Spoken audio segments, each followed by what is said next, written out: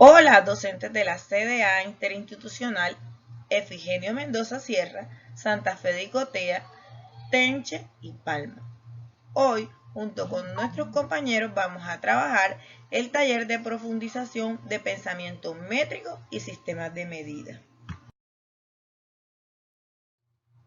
Los objetivos de este taller son: en general, comprender el proceso de medición de la superficie y la duración de eventos mediante la resolución de problemas que involucren la relación con estos aprendizajes. Específicos tenemos: comprender que dos figuras que tienen la misma área no necesariamente tienen la misma forma. Comprender que la medición directa de una superficie implica un proceso de descubrimiento con una unidad de medida dada. Comprender que eventos en el tiempo se pueden comparar con respecto a la relación antes, después y con respecto a su duración. Y por último, reconocer que las magnitudes se pueden medir con diferentes unidades, obteniendo diferentes medidas relacionadas entre sí. Con lo que buscamos que los docentes exploren los diferentes contextos para el desarrollo del pensamiento métrico en los estudiantes de básica primaria, retomando algunos elementos teóricos y metodológicos fundamentales que se encuentran en los lineamientos curriculares y los estándares básicos de competencias de matemáticas propuestos por el Ministerio de Educación Nacional, con la mediación del material del programa Todos Aprender. Con esta conducta de entrada, queremos explorar sobre los conocimientos previos de ustedes los docentes. En esta parte no va a haber preguntas con respuestas ni buenas ni malas, solo es un espacio de reflexión acerca de los conocimientos que tenemos nosotros. Y más adelante vamos a retomar las respuestas y abriremos un debate en comunidad de aprendizaje. Ahora los dejo con el compañero Cataliski. Gracias, compañera Aura. A continuación les voy a socializar acerca de los conocimientos involucrados y referentes. La propuesta del Ministerio de Educación Nacional presentada en los lineamientos curriculares y en los estándares básicos de competencia del área de matemática enfatiza que los logros propuestos para los sistemas métricos van encaminados a acompañar a los estudiantes a desarrollar procesos y conceptos como los siguientes: la construcción de los conceptos de cada magnitud, crear o abstraer en el fenómeno un objeto, la magnitud concreta o cantidad concreta o cantidad susceptible de medición. El concepto de magnitud empieza a construirse cuando se sabe que hay algo que es más o menos que otra cosa y se pregunta más qué o más de qué. Es importante escoger o presentar referentes que permita fijar la atención en la cantidad o magnitud concreta susceptible de medición. Por ejemplo, para la magnitud de longitud, uno de los referentes más cercanos para los niños es la estatura. Otro puede ser el largo de sus lápices u otros objetos del entorno escolar y del entorno y del contexto de sus hogares. Ejemplo, la altura de los árboles, el largo y ancho de una puerta, de su cama, entre otros elementos. La comprensión de los procesos de conservación, captación de aquello que permanece invariable a pesar de las alteraciones de tiempo y espacio. El principio de la conservación supone la capacidad que tiene algunas características de los cuerpos de no cambiar, aunque se les manipule y se produzcan cambios de situaciones que perceptivamente pueden llegar al engaño. Un niño puede desarrollar esta capacidad de conservación si no se deja llevar por su percepción. Otro elemento es la estimación de magnitudes y los aspectos del proceso de capturar lo continuo con lo discreto. Se relaciona con la capacidad que tenga una persona para expresar una cantidad de magnitud sin ver el objeto o sin compartir directamente las unidades con el objeto a medir. Así permite visualizar el carácter aproximado de la medida y su naturaleza continua. La apreciación del rango de las magnitudes requiere de guías o de valores significativos que permiten comparar. Antes de seleccionar una unidad o un patrón de medida, es necesario hacer una estimación perceptual, unos procedimientos de exploración y de comparación para hacer esa estimación perceptual del rango en que se halla una magnitud concreta, lo cual depende de la familiaridad que se tenga con las unidades de medidas y con las magnitudes. Se habla de rango en un sentido más amplio que el de orden de la magnitud. En el primer caso, se hace referencia a las unidades apropiadas para medir ciertas magnitudes y en el segundo caso se puede estar hablando del mismo rango, pero de distinto orden, por ejemplo, la longitud de dos carreteras y el rango en que son útiles, por ejemplo, kilómetros. Pensemos la carretera de Barranquilla a Cartagena o la carretera de Barranquilla a Bogotá. El rango útil que podemos utilizar son los kilómetros, pero en distinto orden de magnitud. La una puede estar en el orden de las centenas y la otra en el orden de los miles de kilómetros. A continuación, vamos a articular la selección de patrones y la diferencia entre la unidad y el patrón de medida. Existe una diferencia muy importante entre la unidad y el patrón de medida. El patrón es más concreto y la unidad es más abstracta. El patrón debe estar en lo posible una unidad de área, pero la unidad no tiene que estar ligada a un patrón determinado. Y por último, con el trasfondo. Se refiere en el trasfondo social de la medición relacionado con la necesidad de medir. Se refiere a la interacción social y lo importante de realizar actividades significativas para el estudiante en el momento de la construcción de sus conceptos y los procesos de la medición.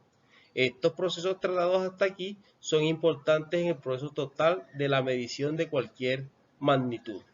A continuación, los dejo con mi compañero Sandro, el cual va a continuar con la actividad. Muchas gracias, compañero, por esa explicación sobre los conceptos que nosotros los docentes de matemáticas debemos dominar para desarrollar el pensamiento métrico en nuestros estudiantes.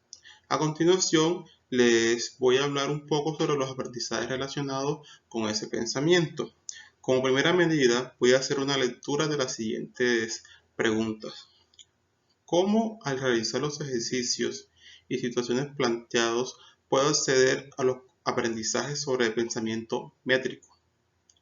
¿Cómo estas situaciones y aprendizajes resultan pertinentes para diseñar las guías durante la educación a distancia?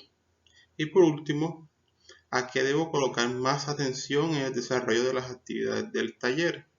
Estas preguntas van a ser contestadas en la siguiente diapositiva con algunas actividades y ejemplos.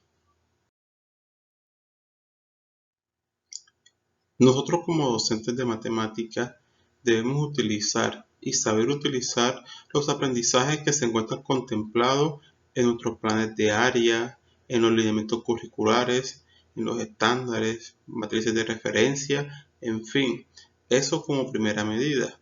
También nos podemos apoyar en aquellos aprendizajes que se encuentran evidenciados en los textos PRES de matemática del programa. Veamos algunos aprendizajes que se pueden también evidenciar en los derechos básicos de aprendizaje, o sea, DBA. Para el grado primero, mide el largo de objeto o trayectos con unidades no estándar. Para el grado segundo, mide el largo de objetos o trayectos con unidades estándar y no estándar sin fracciones ni decimales. Para el grado tercero, mide y estima longitud, distancia, área, capacidad, peso, duración, etc., en objetos o eventos. Para el grado cuarto, realiza mediciones con unidades de medida estándar de longitud, masa, área, capacidad y tiempo, usando números naturales, fraccionarios y números decimales.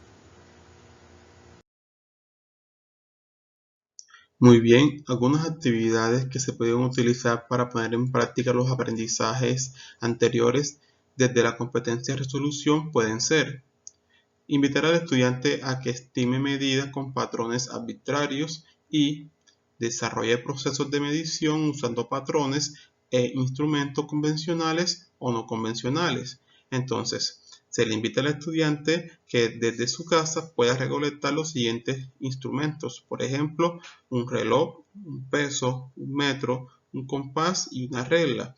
Y con estos instrumentos y estos aprendizajes, pues el docente puede elaborar una guía de aprendizaje con ciertas actividades y tareas relacionadas con ese pensamiento. Y por qué no, se le puede invitar al estudiante a que inicie la construcción del portafolio del estudiante, que puede tener como nombre explorando conceptos de medida a través del uso de instrumentos en casa. Entonces, con estos aprendizajes e instrumentos, el docente puede colocar las siguientes actividades.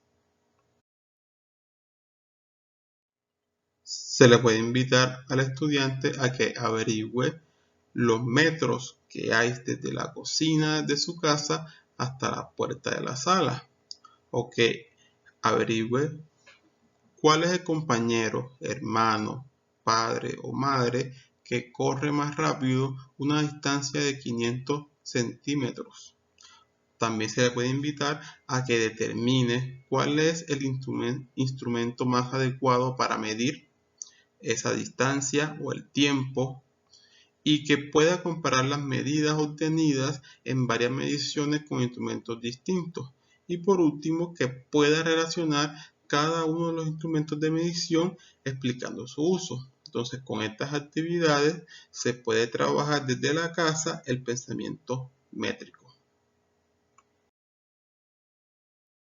Muy bien, aquí tenemos una actividad que relaciona esos aprendizajes y el pensamiento métrico, el cual consiste en invitar a los estudiantes a que puedan seleccionar esos objetos que están en su casa, cualquier objeto, como un celular, un tarro de agua, una fotografía, como una cartuchera con lápices y un vaso desechable, y preguntarles lo que se puede medir y lo que no se puede medir, el para qué se desea medir eso y cómo medirlo. Entonces vamos a mirar un ejemplo más contextualizado con estas preguntas. En esta parte se invita al estudiante a que pueda seleccionar esos animales que hacen parte del contexto donde vive, o de esos objetos que están dentro o fuera de la casa, y por qué no, de esos animales que se puede ver en la televisión o que están en nuestra mente, y desde ahí poder trabajar lo que es la medida de la masa de objeto, la estimación, la magnitud, la unidad, patrones, en fin. Por ejemplo, si elegimos este animal, que es el burro, y trabajamos las preguntas anteriores, entonces tenemos lo siguiente.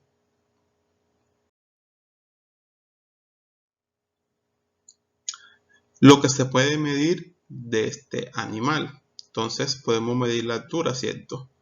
Pero también podemos medir el peso. Y al hablar de peso, debemos saber entonces lo que es una magnitud, lo que es una masa, lo que es el peso y la diferencia que hay entre masa y peso. El para qué quiero medir eso, o sea, en la vida, ¿para qué me sirve eso? Pues si yo quiero transportar ese burro, pues un requisito puede ser saber el peso para elegir el medio de transporte, ¿cierto? ¿Cómo medirlo? Pues aquí no me sirve un compás para medir el peso de un burro, sino una báscula. ¿Y con qué medirlo? Pues podemos utilizar unidades de medida como por ejemplo el kilogramo, y de ahí partir de la diferencia que hay entre un kilogramo y un patrón. Entonces fíjense que con estas actividades podemos trabajar el pensamiento métrico desde la casa. A continuación la dejo con mi compañera Grace Contreras, tutora de Tenche. Gracias, querido compañero. Es para mí un placer volver a estar con ustedes. Recuerden que mi nombre es Grace y en este momento de práctica los invito a que realicemos una autoevaluación, que ingresemos al siguiente link y que podamos responder los interrogantes que en él se encuentran. Estos interrogantes son de acuerdo a lo que ya mis compañeros les han venido explicando, así que no es nada complicado. Los invito a que participen de manera activa y a hacer su respectiva autoevaluación de lo aprendido del tema. En el momento de valoración, vamos a realizar una autorreflexión de las siguientes interrogantes.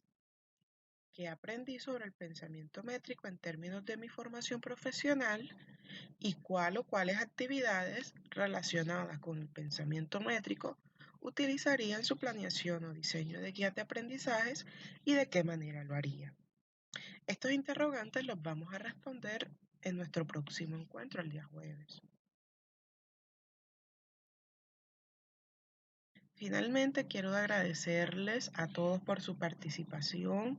Espero les haya gustado nuestro video y los invito a nuestra reunión de todos los jueves a las 10 de la mañana de las 4 instituciones que estamos trabajando para continuar fortaleciendo nuestro proceso de formación. Muchísimas gracias a todos y que estén muy bien.